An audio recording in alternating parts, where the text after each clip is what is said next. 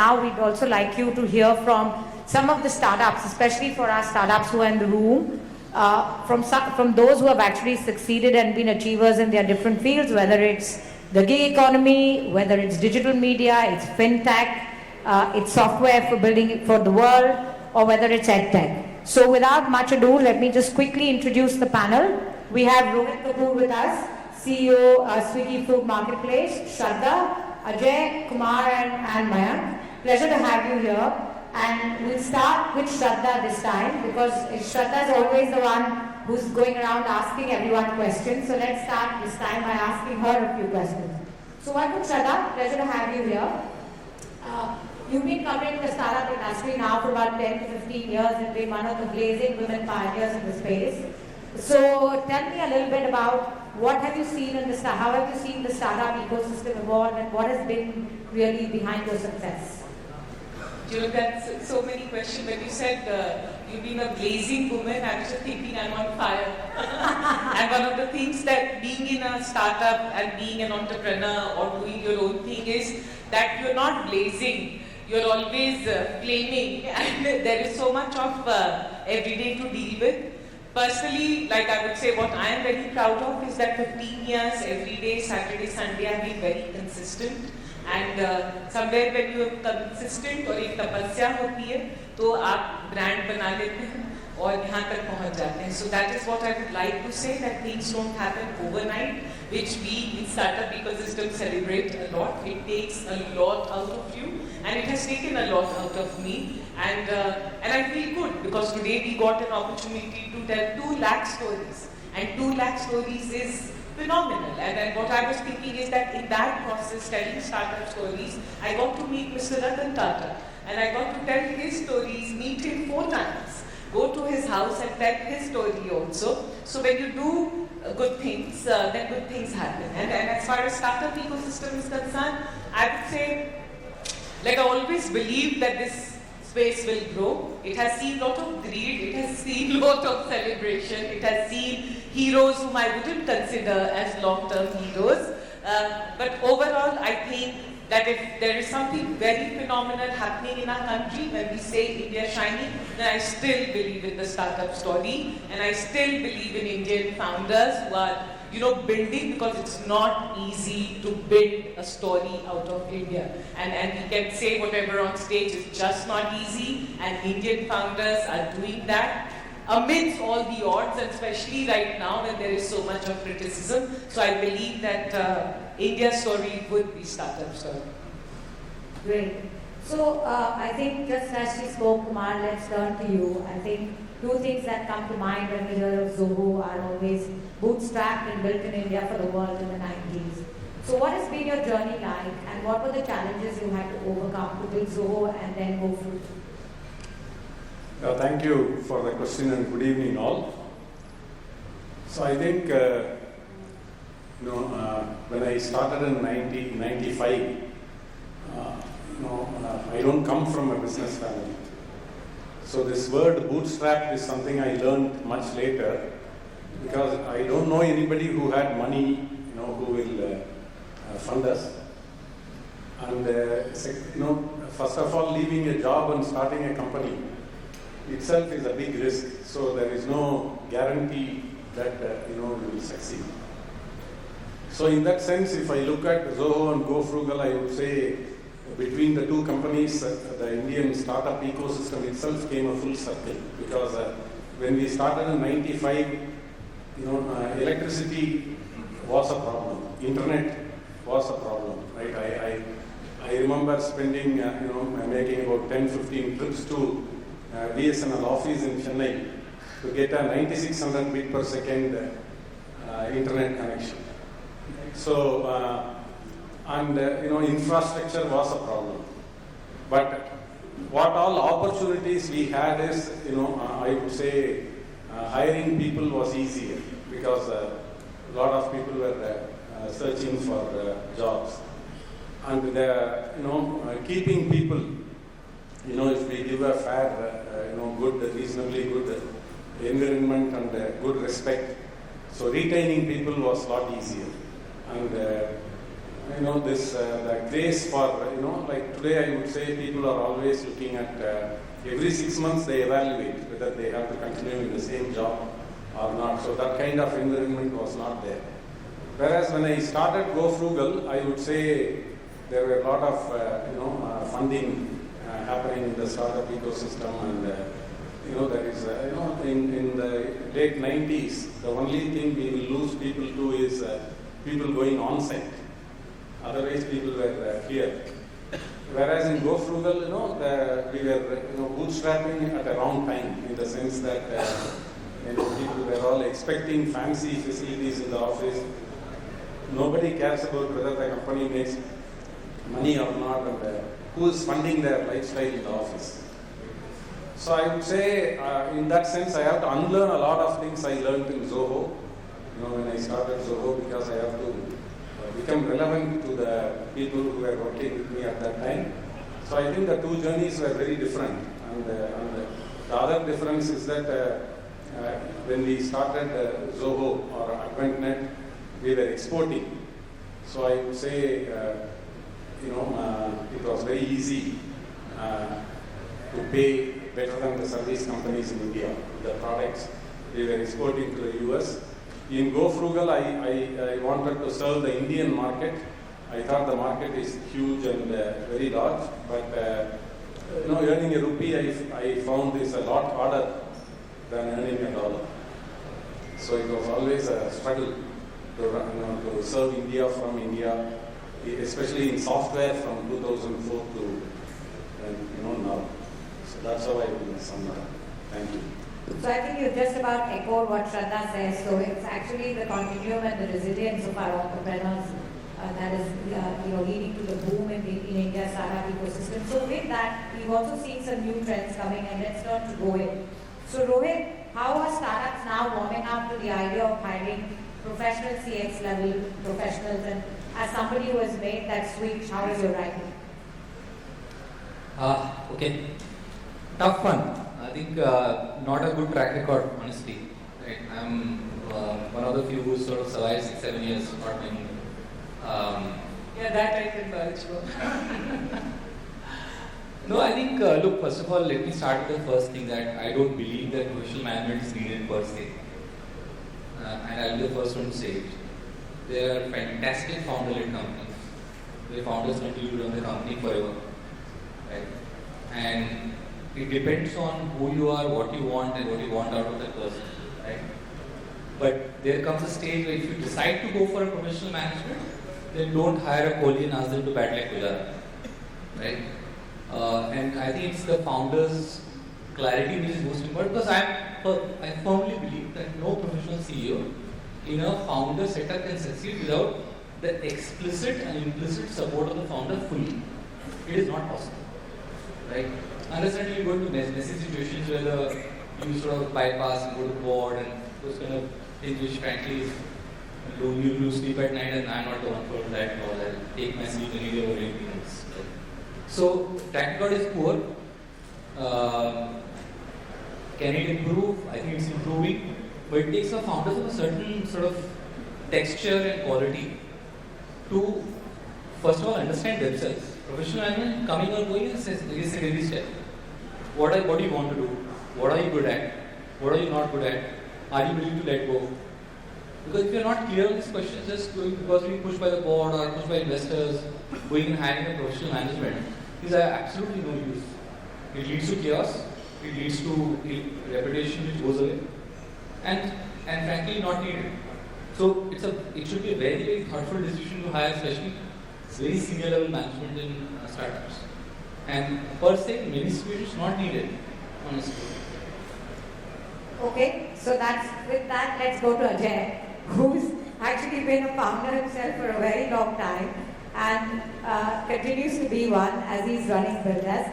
So Ajay, what has your journey been like? You had a lucrative job at Arthur Andersen, moved on to build BuildDesk, one of India's first FinTechs, way before FinTech became a buzzword in the industry. So what did it take, and what do you think has been the secret sauce? You say you need a founder, should be willing to let go, should be willing to take the risk. You guys have actually built the company bottoms up and built it to scale. So what's your secret sauce? I wish there was a secret sauce. Like you said, it's just hard work and more hard work. But keeping that aside, I think I echo something what he said. You know, when we started, we were consultants during the day, and in the evening we were going through this whole .com meltdown which was happening. And when we used to sit in the evening, we wanted to make a startup. We wanted to do a startup, and during the day we were advising people how to set up shop in India. And on one of those days, the client said, "कि तुम ये report लिखते हो ना, बंद करो और कुछ काम करो." And I think it just gave us the right impetus. And one fine day, we just decided that we should start something on our own. And we haven't looked back since then. I think it's been a very exciting journey. We've seen lots of ups and downs. And interestingly, we've all been able to keep ourselves together. Whether it's the team, we still have a large number of people who joined us in the first 5 years. We were able to make some great products along the way. And interestingly, given the fact that we were in the financial services space, we were able to build very strong relationships. And I think there are a number of people in this room from the bank who we've known over the last almost 15 plus years. So it's been a great journey, working with different kinds of people, getting a great team along, building products, evolving those products. But I think 2-3 things stand out. One was the fact that we needed to have the right process because we were in the financial services space, banking and financial services. I think the second point, which earlier in the day Mr. Vasudevan also mentioned, governance became very important. Because we've been able to live through 20 plus years, we've seen some ups and downs. And therefore, whether it was having the right process, whether it's having the right set of governance, at least in our head around it. And I think our stay at Arthur Andersen helped because we were consultants, so we knew what not to do. Whether we knew what to do or not, I don't know, but we knew what not to do. And I think we were able to do that quite well. Lastly, I think given the fact that you've asked me what's the secret sauce. So sauce is a mixture of a lot of things. It's about product, it's about evolving the product. But I think if I had to hazard a guess, I think the tomato puree is execution. And the sugar or the salt is governance. So I think that's the story of our financial services business in India. Well said, actually, because So I would take a little bit of moderation rule and I'll tell audience, please clap. Because this honestly is a very good answer. We need some energy from you. We are hopefully not boring. You have the best people on stage. I'm not talking about. So just show some energy. Yes. thank you, Shraddha, for your spark. Let's go to you, Mayank. Very strategically placed, so you could get the least question. Not really, we're not sparing you. So look, you are equally, actually we've had lots of consultants on this panel, Rohit, Ajay and you. So you've had an interesting journey from being a management consultant to a VC, an EdTech founder, and now on your next entrepreneurial venture. What kind of mindset change did it require to become a founder, and in your case now a serial founder? I think serial founder is like serial killer in some ways. So. No, I think that I'll talk about later. But I think everybody has spoken about it. But if I have to pick up one or two things that needed to change, I think one thing was when you were on the other side of the table, the most question that you would ask is what if it would fail?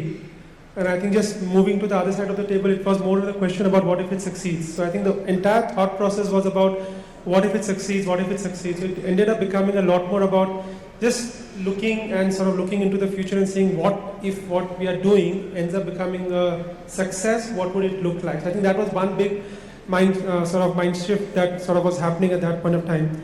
I think the second thing was there's this, and I learned it much later, but now I can articulate it much better in the process that when you're getting onto that journey, then there is no plan B. And somebody asked me that question when you're starting up, that what's your plan A and what's your plan B? I said my plan A at that time, which was in early days of sort of startup journey, was that I'll be $1 billion company. And my plan B was that I'll be a $900 million company. So I think when starting up at that level of point of time, that you just have to get in with no plan B at all. And I think that was one big sort of aha moment for me, that look, that's a complete fundamental shift in how I think about things, etc. And I think sometimes I feel that when you don't have plan Bs and when you don't have options, you take the best decisions. So that just helped me thinking in a very different way altogether. And I think the last one that I'll mention, which everybody has spoken about it, is that you have to be at it for 10, 15, 20 years. It's not a overnight journey, and that's something that is, I think all three items that I'm talking about is meant not just for an entrepreneur, but for everybody else, for every business leader. But just being at it every day in the morning when you feel down and out, you feel everything is going, why the hell did I start this business? It's just the fact that you are at it and you show up every day no matter what happens. If it's a good day, you show up the next day. If it's a bad day, you show up the next day. That mindset is, I think, the most underrated quality that people don't talk about. People talk about brilliance, but people just don't talk about staying the course matters the most in this journey.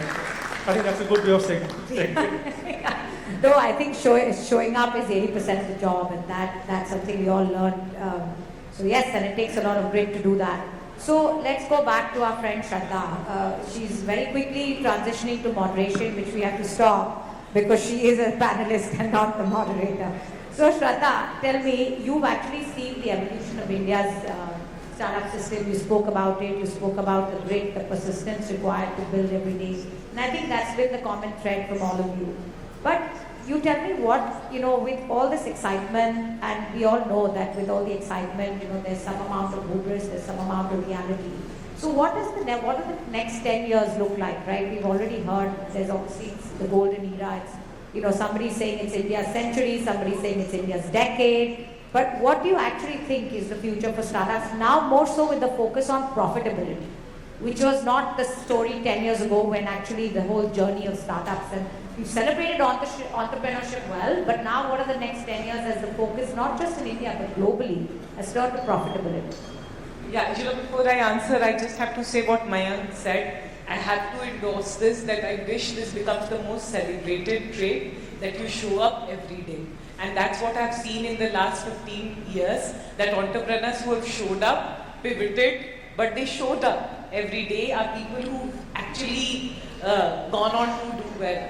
And people who just showed up on good days have had very tough times when they didn't show up. But anyways, coming to this thing, the obvious answer is not the Viksit Bharat mein nahi bolungi, kyunki wo 2047 ka hai. You've asked me next 10 years. One of the very good things, all my banker friends, we are in Mumbai, they say, oh, look at the stock market in India, the index funds, 70, 60, 70, 20% is IT, and which is IT services. And if you look at new economy, they are going for an IPO, hefty, big IPO. So if you look at new economy, that's this startup economy, that's still 3 to 4% maximum. And if you look at US, then it's 47, 50%.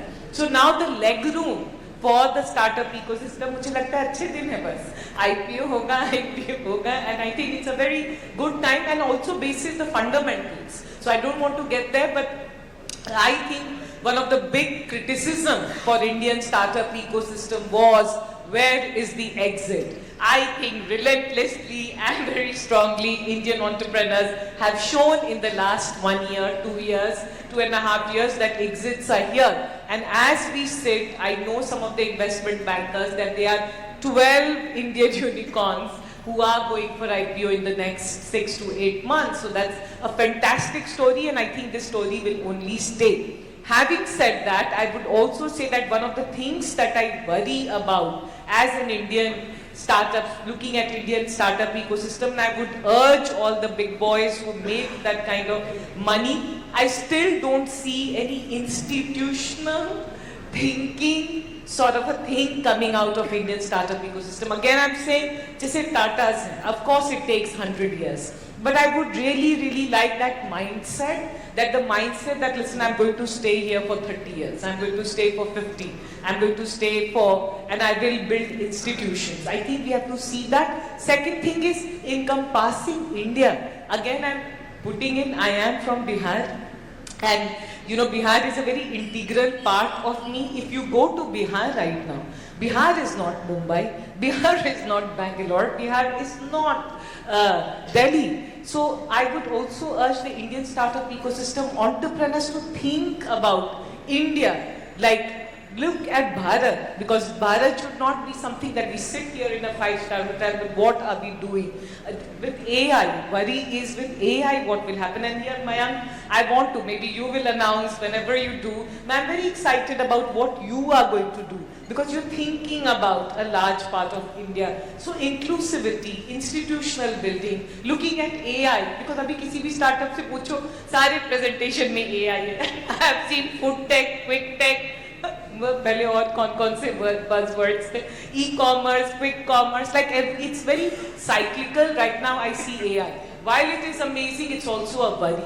Right? Like it's also a worry in a country of 1.4 billion people. So these are things I would say that as an Indian startup ecosystem, we have to become a voice. If we have to contribute and we are in the GDP, then how do we think of growth inclusively? That's what I will say. Okay, that's a lot of food for thought for our startup founders in the room, and well said actually, Shraddha, so thank you. Kumar, coming to you, I think as she talked about inclusivity, I think that you guys at Zoho are actually advocating that in a big way by talking about job creation in the hinterland and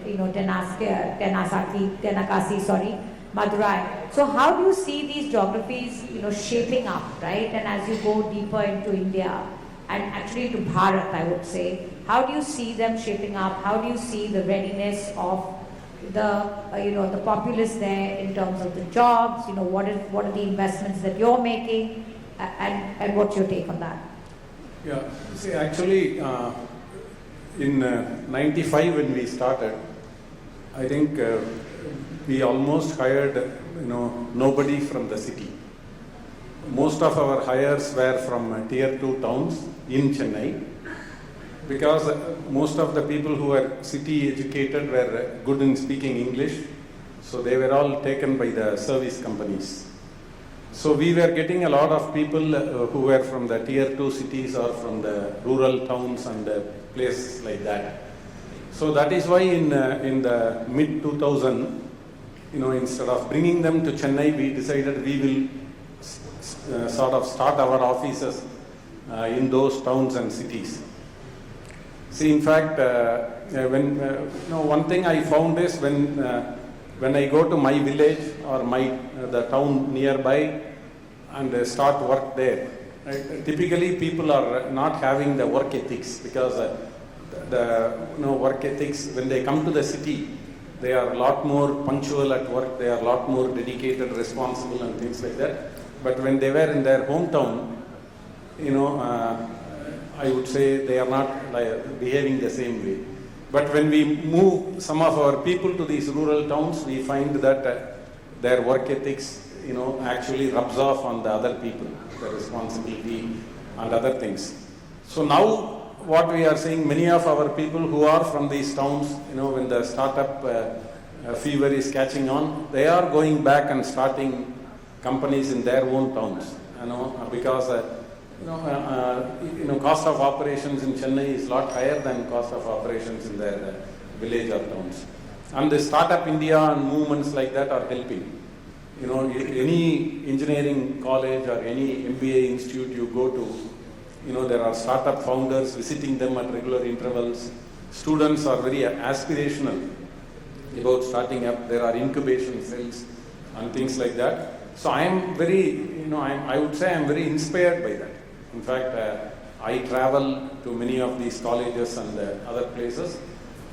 In fact, my last investment is in a company called Startup Tamil Nadu, which has a MOU with Startup Tamil Nadu. So last year they ran I would say it's a platform to bring investors and startups, so that startups from all across Tamil Nadu can get easy investments.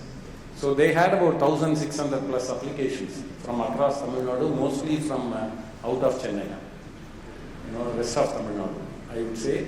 And about close to 100 startups from that are getting funded. So that means, I would say startups are getting democratized and they are going to be there everywhere. And I think the way it starts is first, for example, she spoke about Bihar. The first thing is that people who have migrated out of Bihar, who have good work ethics, if 3 or 4 of them get together and go and start something, that's the seed with which it starts, and I hope that happens in every area. Thank you. Great. No, I think there's really a huge momentum that has been built in the startup ecosystem, thanks to all of you sitting here. And so with that, let's go to the man with the IPO. Because as he knows, he's behind Swiggy. Has been one of the first platform companies to actually have taken the whole concept of the gig economy, in addition to, of course, mobility, which was Uber and Ola. And at HDFC, we recently launched the gig products for freelancers and gigsters. So actually, how do you see, the startup ecosystem? He's talked about jobs and the whole startup movement in rural India. How do you see the whole startup ecosystem actually contributing to job creation, right? Which is one of the most important needs of India today. I think we should reframe job creation to income generation. Because jobs by themselves will not remain the same as we envisage them today. It's already changing, and I think in the future it will change very, very dramatically. And there's an implication to everyone. For example, if somebody asks for a employment letter or something as a means of giving a loan, that will change. Right? So the implication will be on every industry. Just to give you some stats, on our delivery partner side, we have so far approximately engaged with 1.2 million partners, right? Which is what we call the ever transacted base in a way of people.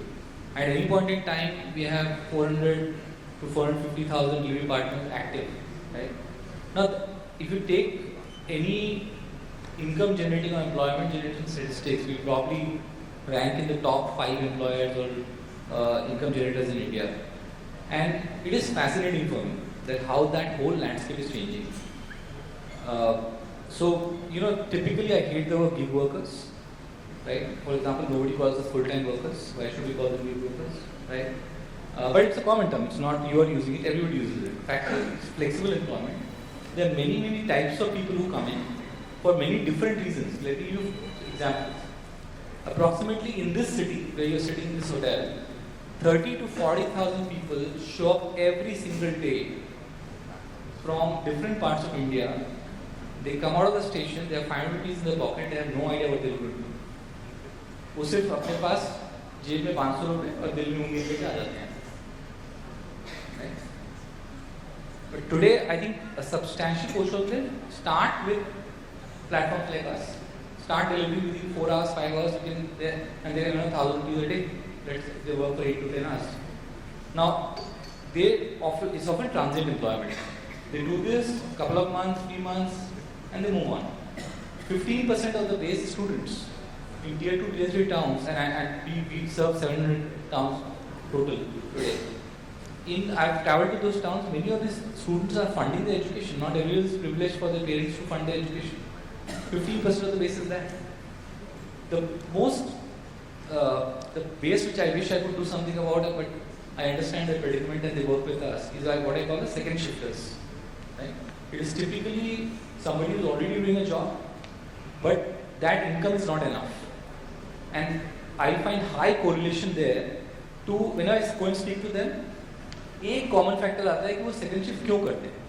Y do they do the second shift? बच्चों को पढ़ाना है. It's so amazing. It always goes back to saying I want to give a extra tuition to my child, or I want to upgrade my child to a better school. That's why I'm doing another 4 hours after 12 hours as a security guard somewhere. And that's a pretty large chunk.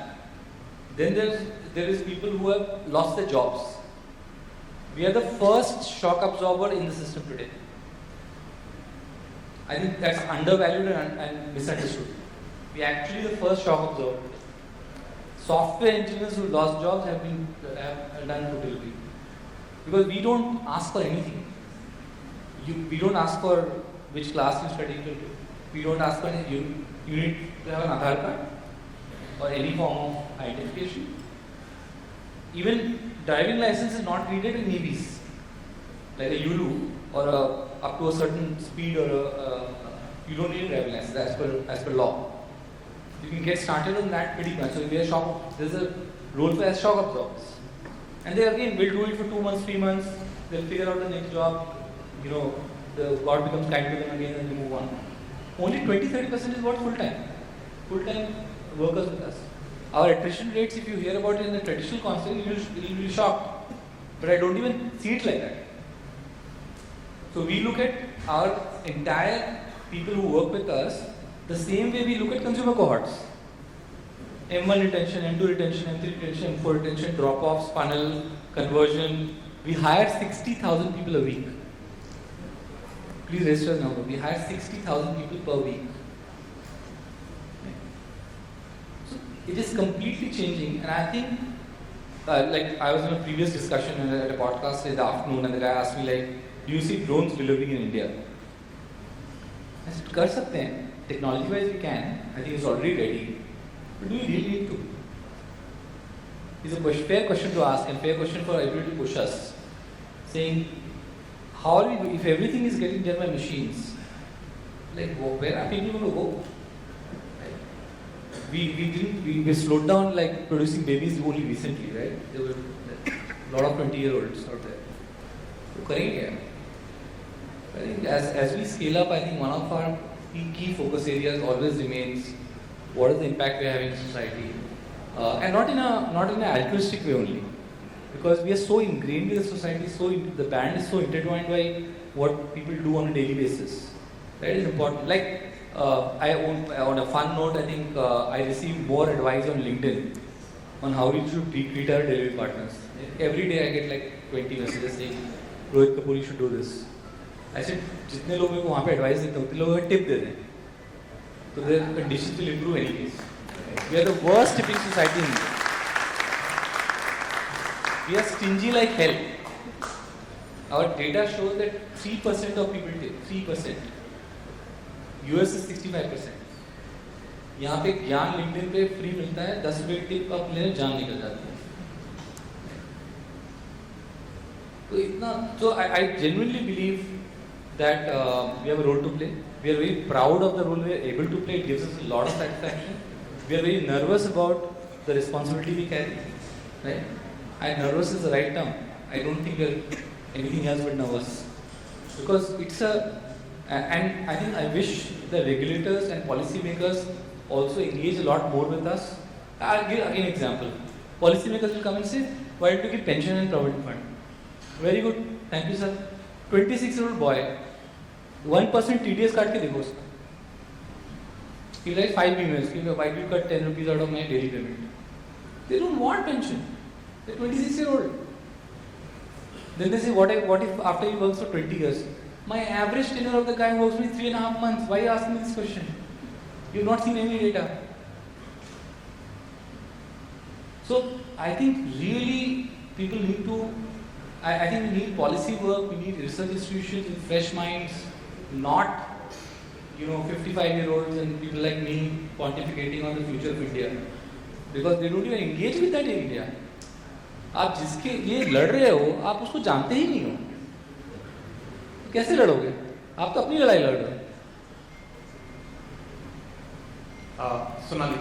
Okay, so I think when you're talking about किसी लिए लड़ रहे हो, I think, yeah. Sonali, I have Vipul here.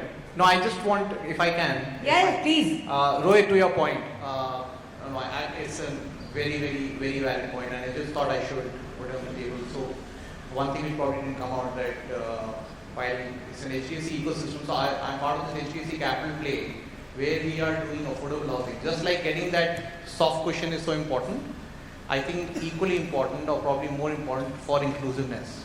If you have to get them on the banking ecosystem, is that you get them a place to stay.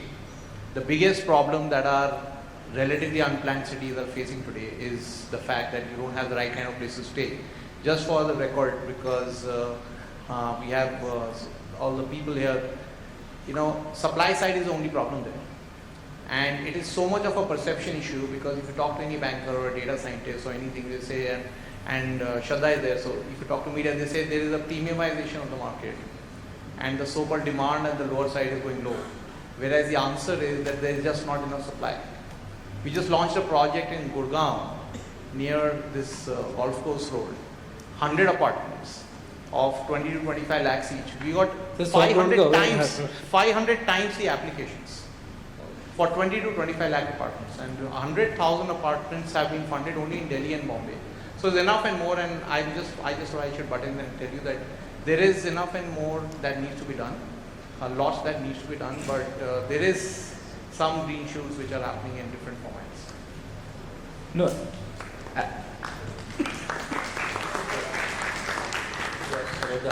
Sonali, can I just add on? Okay. Yeah, please. Add on one thing? So Shraddha's anyway quasi-moderating. So yes, Shraddha. The point he said, you should all clap because the bank is doing so. No, I think It's absolutely a banking ecosystem where we have done 100,000 homes between 20 to 40 lakh rupees. Selling price of 20 to 40 lakhs. So if I, because a lot of there's a very important like influential people here who influence finance in the country. I speak to a lot of them personally. Whenever I go, I do chai pani with them. And one of the, they worry about 2-3 things, but always the top 1 or 3 which comes is saying, अगर कुछ मुसीबत आती है तो पैसे कुछ हाथ में आ जाए तो अच्छा होता है, right? And they're willing to do small savings, right? कि 10 रुपए रोज मेरे आप अगर 500 रुपए पेमेंट करो 20 रुपए काट लो मेरे से रख दो मेरे लिए. So what we assumed, and because interesting fact, you know, it's so fascinating this country. Our people decided that they need money fast. So we moved from weekly to daily payments. You know who protested? They protested. sorry. They themselves, they're saying, रोज आप दे दोगे हम खर्चा कर देते हैं. मत दो. Wives will say they'll consume liquor. So Right? So मैं इनको मत दो. Wives, some of the spouses wrote to us saying कि side से कि आप लोग थोड़ा रोज मत दो पैसे. Right?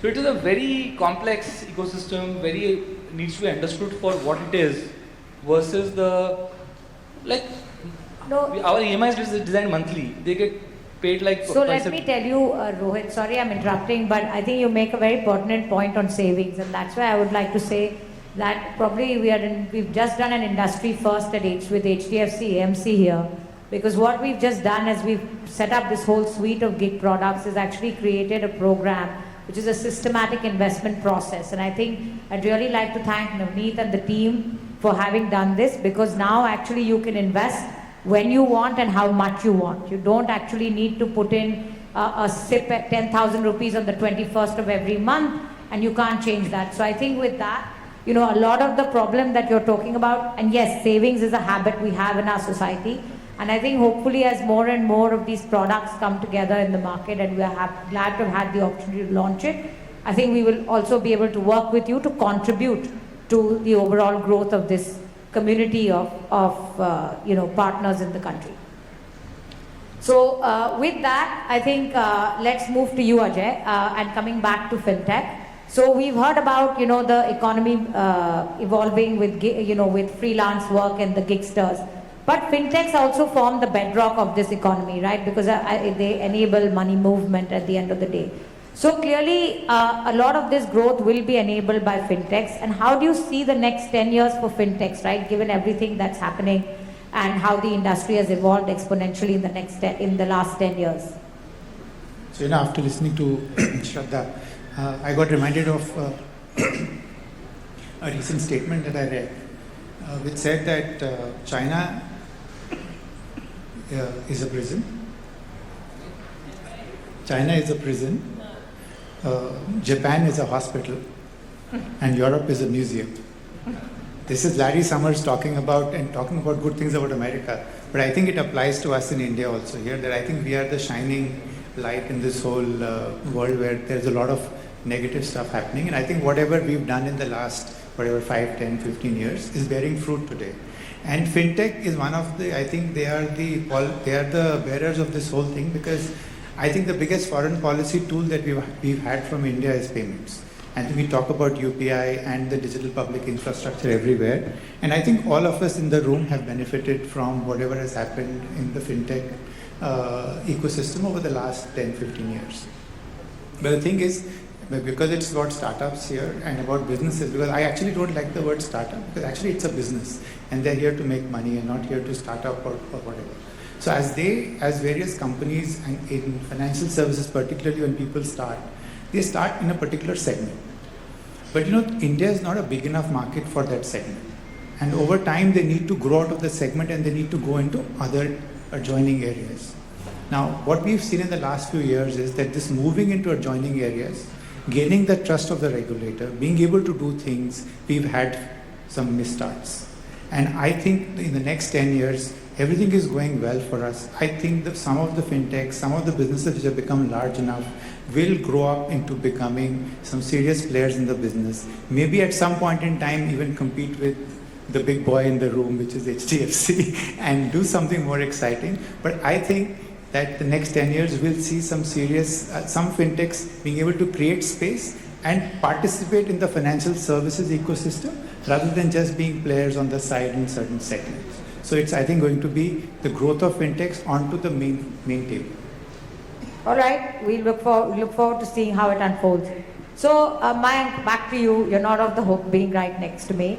So what do you think is required now for startups to become self-sustaining and scalable institutions? I think while we've heard from all of them about different aspects, I think with the edtech sector that kind of saw its own, evolution, it'd be interesting to hear your perspective on this. So, I mean, I just maybe talk about the points that was discussed earlier also, but very quickly, I feel you asked the question to Shraddha that what it was. I think the first, let's say 2008, 9, 10 onwards, when the sort of new age companies started coming in, and I also don't like the word startup, but again, the new age companies started coming in. It was a lot about demonstrating that with technology, certain things can be done. And I think the last 10, 15 years went into proving the product market fit and then generating profits. I think a lot of companies have now come to a place where they're generating profits and they're delivering numbers.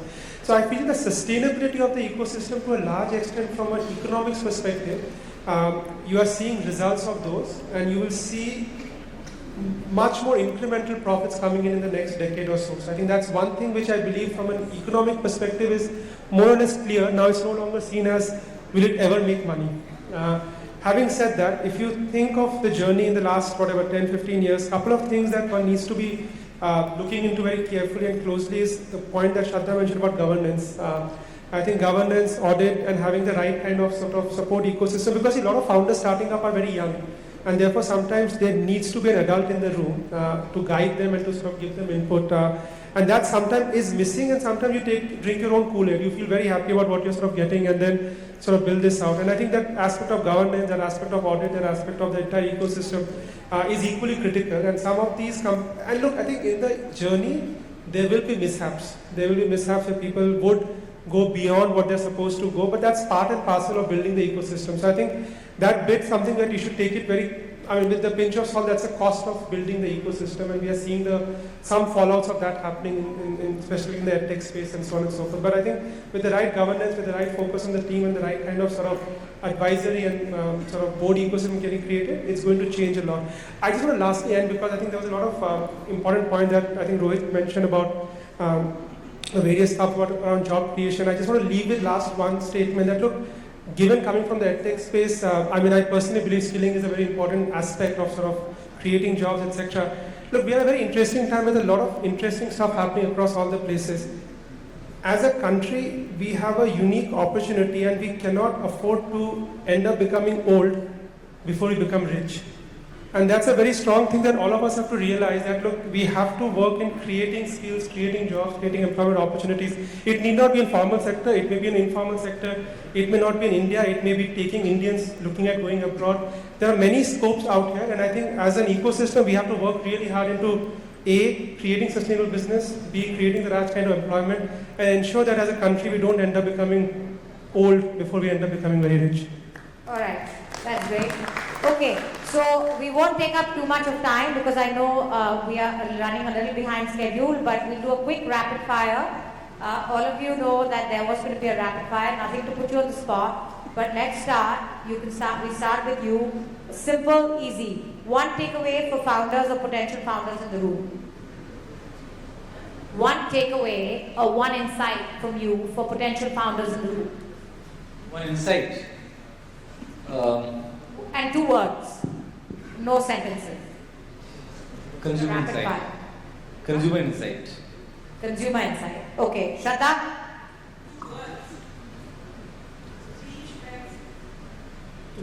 One is okay.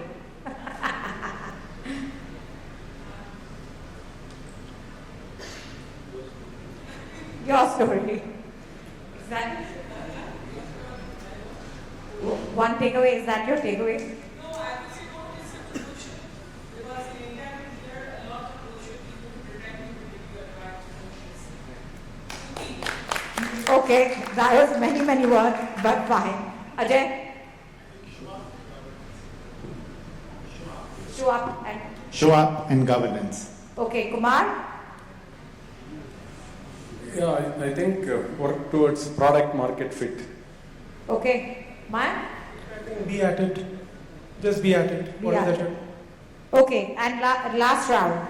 If you were to build your next startup today, what would you choose? Which sector would you choose? Same sector that I'm in. So tell us what you're doing next. Like building something which can take Indian skill talent and deploy them internationally. Okay, you're an investor. What sector? Education. I think I'll do financial services.